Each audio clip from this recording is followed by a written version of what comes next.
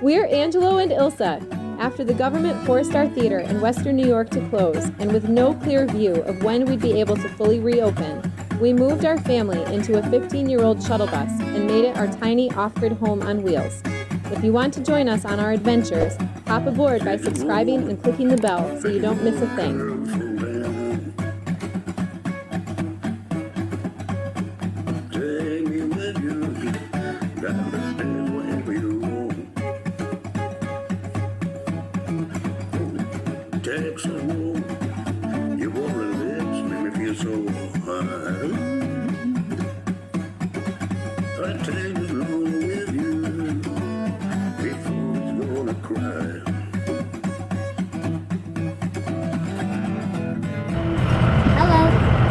What's the temperature right now? 90. It is 90 degrees. 90. And we are in New Mexico. I was spitting Still. my pits out. And I just want to get out of the state. We're about 25 minutes away from Texas. Yes. That's where I want to be. And then we'll feel safe and Angelo can take off his collar. Going to That's when I'll take off my imaginary collar. world. Going to imaginary world. But we saw a It is so boba hot. flag on the side of the road. And I told Ilsa, I said, I would be happy if we don't spend another penny within the state of New Mexico. And I then don't want to support noticed- them with any tax, not a sales tax penny to the state. I don't want to support this state either. And I want to just get out of the state so I can take off this hot shirt and collar. And She's been sleeping in it for 3 days. Ilsa's been craving boba since we were in Texas. She had to stop.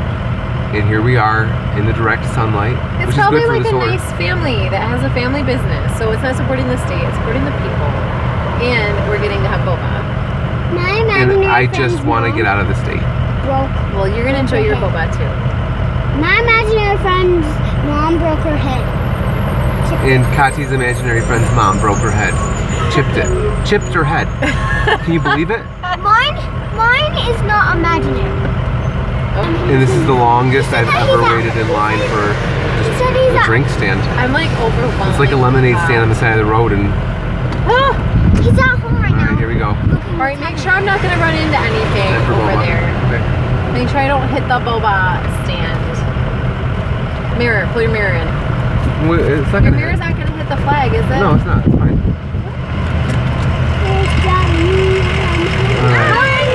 We're too tall to fit under there. Oh, okay. We're going to turn this off so it's not so loud. Okay, we're looking for boba. At least I am. I've been looking for it for a while. The boba that we have is going to be either cherry or mango. That's all we got. Okay, Mango I'll do a sounds good to me.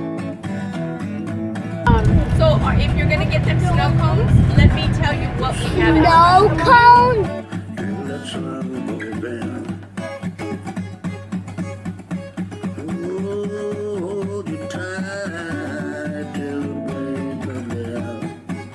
So She got shade. strawberry, a large root beer, 232s and 216s. Okay, All right. be right up. Yes. All right. So we're getting Oh cookies? no! A chocolate Oh, there's liquid chocolate bars now. Where do we get them from? From The house? Daniel's family. Chocolate bar tolerant. I like it anyway. Put them in the fridge. I'm so peanut chocolate bar tolerant. Wait, get the peanut. Oh my gosh, the excitement of that thing. Can you reach? Look at it. I gotta get out to get it. Hang on. Yeah, you're fine. You're fine. Have a good one. Me too. I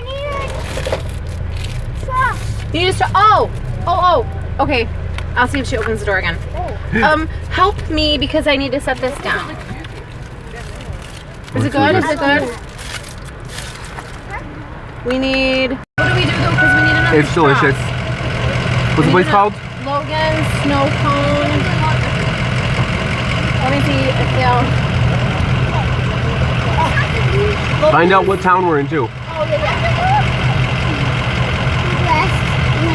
two more straws. What town are we in? Logan, Snow Cone, in Logan, New Mexico. Thank you so much. Whoa, my door's Thank you. blowing me Whoa. shut. Thank you guys. Have a wonderful day.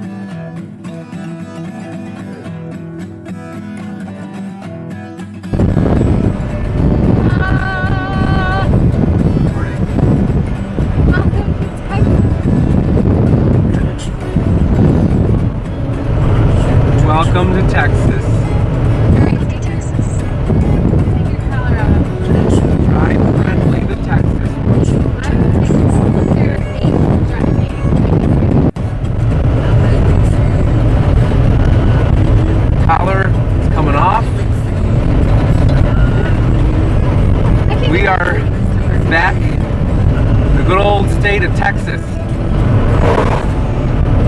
I never thought I'd be so happy to be in Texas.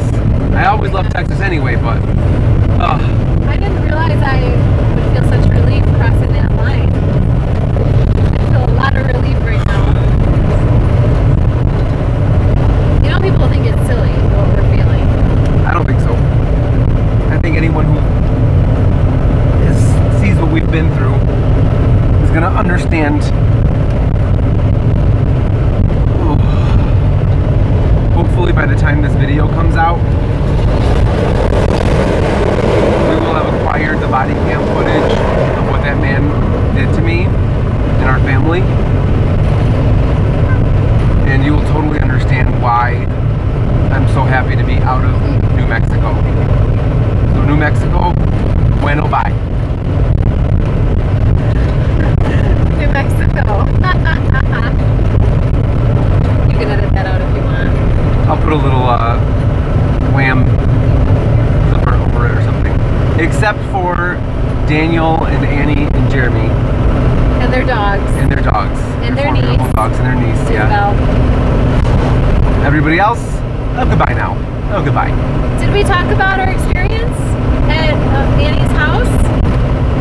I don't know if we did. Let's talk about it now. I don't know that we did. Okay, so you'll have seen already Daniel. That's who we met at the parking area. He just came over to us. We were parked trying to figure out where we were staying the day of the attack, to get as close to the airport as we could, and he was at the airport parking lot. And he came out and talked to us, and we hit it off, and we talked for, I don't know, 45 minutes or something. We just chatted, and it was a nice distraction from all the stress we've had. We just really liked him. But we told him we didn't really like New Mexico, and he said, well, let me change that for you. Have some of my mom's enchiladas. Which I thought was cute, because he just offered up his mom without asking her to make enchiladas for us. But he gave us his phone number, and people say things like, let's hang out, let's get together, and we're like, okay, whatever. So, several times on this trip that has fallen through. So my expectations were low at that point. But the next day, I felt really compelled to contact him, and I kept telling Angelo, just text him. And if he doesn't want to do it, let's leave the ball in his court by just saying, hey, what's going on today? And right away, he responded and said, my mom wants to have you over for dinner. We're going to eat at 5:30. Let me know if you can make it so I can, let her know what's going on. So we said, sure, we'll come. So we went over there, and right away, they were so welcoming and warm. And Annie told us that, they don't have company over. That's not something they do. But Daniel told them about us, and she said she prayed about it and felt that God told her to welcome us into her house, into her home. And we sat at their table and ate with them, and we talked and we laughed, and we picked mulberries in the backyard, and we played with their dogs, and it was just the most wonderful, pleasant evening. It was. I mean, for one, just the act of sitting around the table and breaking bread together with somebody. I mean, we've been doing that together, but sitting on our bed, sitting in our seats, we haven't really, we don't really pull up the table in the back to sit around it very often. Yeah. And we sat, and it was a real table with real chairs. That in and of itself was a treat. But to be with, having the fellowship of kind, warm-hearted people, especially after such a traumatic experience of cold-hearted people, it was a very welcome treat and much needed.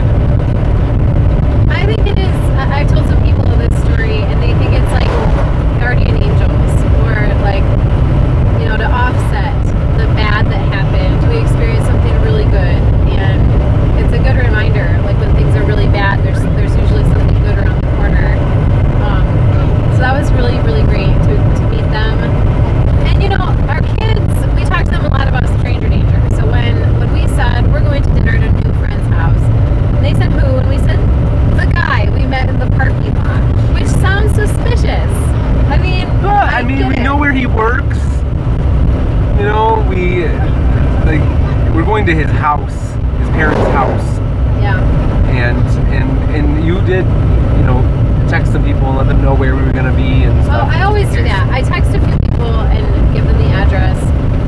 we're always a staying good every idea. night, which way we're heading, so that there's at least a few people that know our direction of travel and the last place we stayed and the next place we plan to stay. So if we turn up missing, they have a pretty good idea of where we last were or where we are. So yeah, I sent the address to where we would be. But I guess I feel like anyone that met Daniel would have had the same vibe that we did. Like sometimes you just know, you just can tell that they're good. And I think he felt the same way about us. Like he thought we were good, and so he impulsively invited us to dinner. But his mom told us, Annie said, she's like, we have so many dogs because Daniel keeps bringing them home. Like when he was younger, I think Daniel lives on his own now. I don't think he lives at home. Yeah, he has a studio. But he comes to his mom's a lot for dinner. And when he was younger, his mom said he just kept bringing home stray dogs. And I'm like, well, apparently he's graduated to bringing home stray people now, too. I think it's just that personality. He cares about people and wants to share with them, and that was pretty cool. Yeah.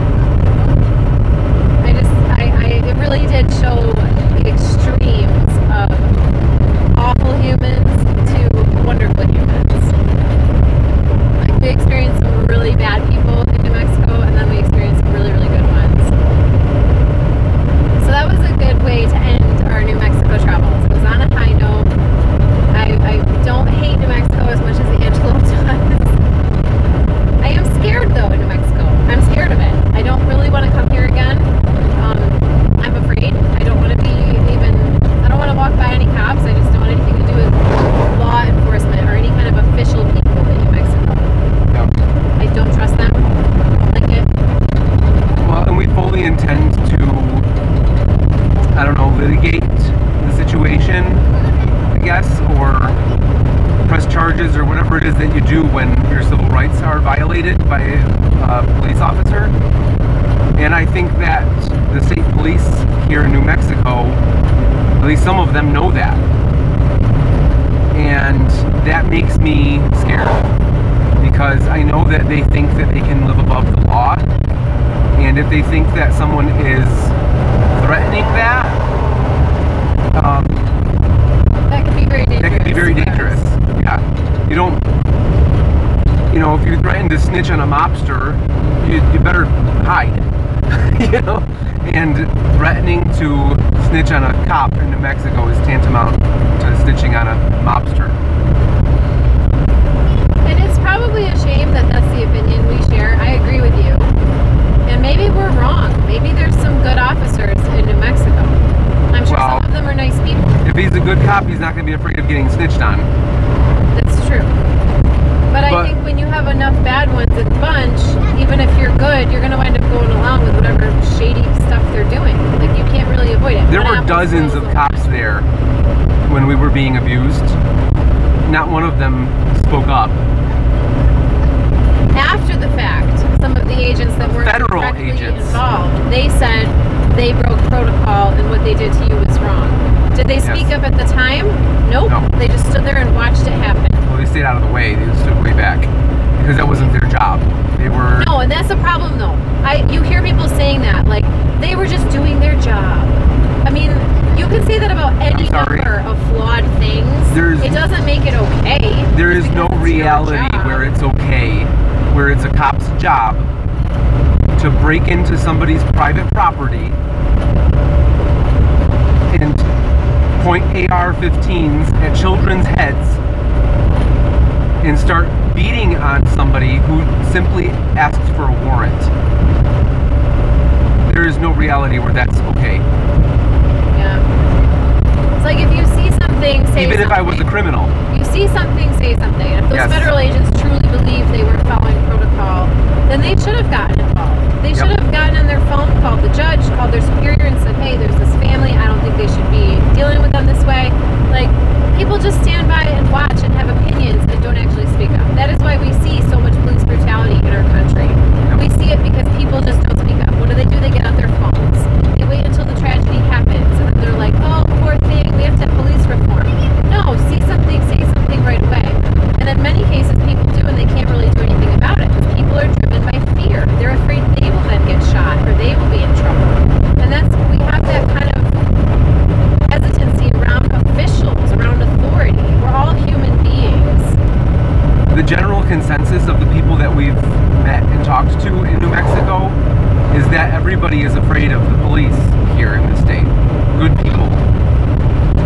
bad people, they're all afraid of the police.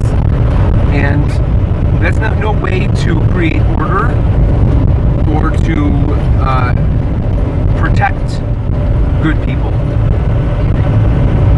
Fear is not a way to get good people to help you get the bad guys. The bad guys should be afraid of the police, yes. But not even. The bad guys should be afraid of the consequences of their actions, not just the police. Right. And good people should look to the police for protection, should feel safe when they see police. And I used to feel that way. Seeing police around made me feel safe. Made me feel like, okay, this is, remember when we were house shopping? We loved it when we'd see a house that we were thinking of buying, if there was a police car across the street in the driveway.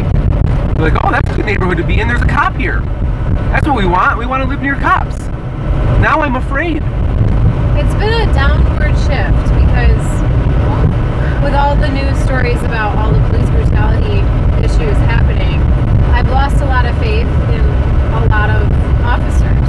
I knew there's still some good ones that really truly want to deserve and protect, but it's been declining. It's been declining, and I think with police officers knowing that the public feeling is declining about them, it puts them more on edge. I mean, it exacerbates the problem, I think. Like, yeah. They feel more defensive and more, like, almost angry towards the general public, thinking, these people don't even care about us when we're supposed to be serving them. So I feel like there's probably some animosity building. Not saying for everyone, but maybe for a lot. We've had clients who I got the feeling that maybe they didn't think we were doing our job very well. Yeah. We've never had a complaint.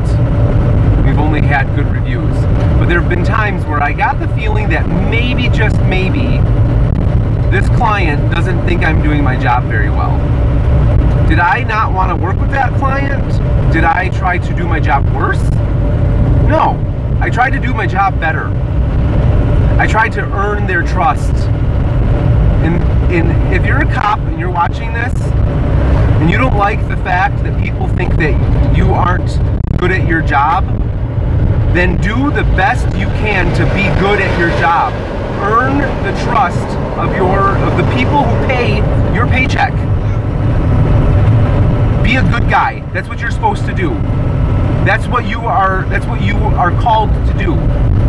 If you were a child once and you thought, I want to grow up to be a cop, it's because, or should be because, you want to be a good guy. You want to wear the white hat. Wear it. Don't wear the black hat. Don't be the bad guy. Don't use your badge as a way to do what you want and get away with crime. Be a human being.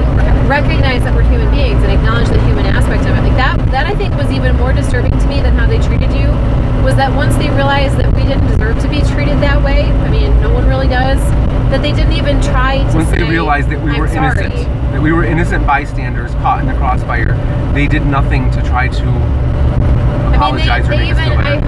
I heard the police woman, I think it was the woman, when I said, is he going to shoot him? Talking about Angelo. And she said, well, if he resists, it's not our fault. We're not liable.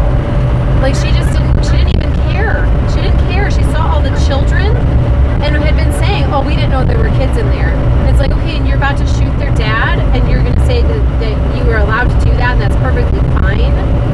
And even afterward, it's like, sorry you had to go through that. That would have been a simple thing to say, but not a single person said. They just stood there staring at us. They stood in a circle staring at us, dumbfounded.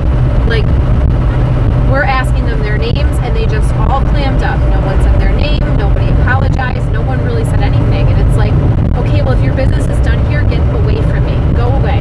Just go away and leave us alone, and we'll deal with this how we're going to deal with it. I don't think it takes much to turn things around. A few simple words and sincerity makes a huge difference. And that was not offered in any way, shape, or form from anybody. It was humiliation, it was demoralization, and then on top of that, when we were shown to be innocent, good people, that still continued. So then it's just cruelty and really, really bad behavior and abusing the power of your badge. If Officer Luke Martinez had said, hey, I'm really sorry. I thought that you were a drug dealer, dangerous drug dealer, and this is what I was trained to do. I'm sorry. If I could have known, I wouldn't have behaved that way. I would have forgiven him. I would still want the training to change. I would still want his superior officer to know that you trained this guy wrong. But if it's just his training and he comes to me and says, I'm sorry, I was trained, that's what you're supposed to do. You're supposed to punch somebody when they ask for a warrant because that might be their tactic or whatever to pull a gun on you, or I don't know.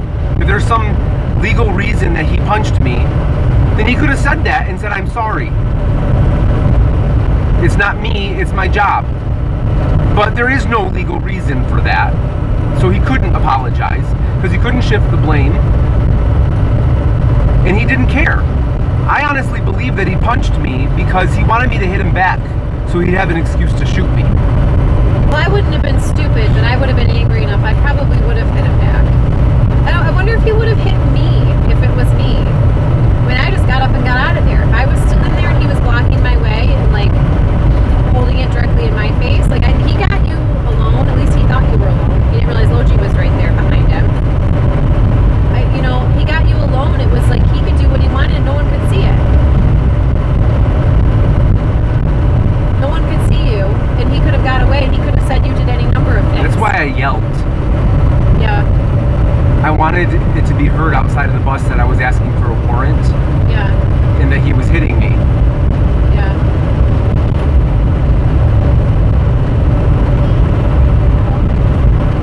Well, we're putting in a request for the body cam footage, so hopefully we get that. And can show everybody the kind of human being Officer Luke Martinez of the Taos Police Department is. Cows, cows, cows. Cow. Holy cow is right. Wow. As far as the eye can see, just shoulder to shoulder cows. 5 rivers of cattle counted. That's more cows. See where it's just all black in the horizon? That's just all cows. It's just shoulder to shoulder cows. Holy cow. Little guys. That's like sad to see. Yeah. Maybe they're like, they feel like they're just in line for a concert. I don't think that's true. I mean, that's what it looks like at like Sweet animals. at music festivals, isn't it? That's what it looks like, except people instead. Nobody's